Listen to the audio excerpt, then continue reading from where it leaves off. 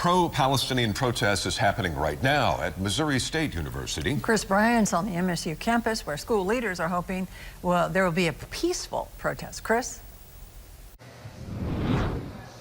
Yeah, good afternoon, Steve and Lisa. And student groups here at the campus of Missouri State University started this sit-in/protest right around 10 o'clock, 10:15 this morning.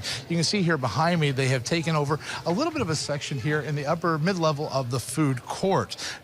Originally, 9 different student groups had gathered here to ask the university and asked for the university to show transparency in the investments and the financials of Missouri State University as it relates to student tuition and donations, have the university do a complete divestment from companies that support the Israeli government, and ask the administration of the Missouri State to call for an immediate and permanent ceasefire in Gaza.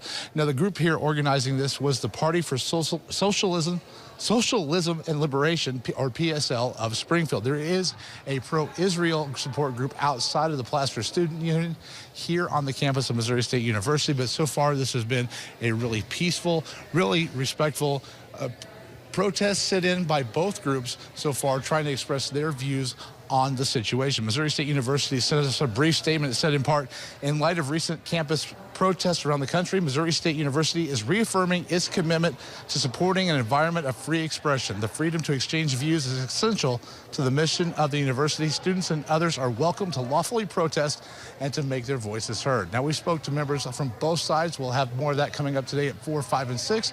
But for now, Missouri State University, Chris Bryant, KY3 News.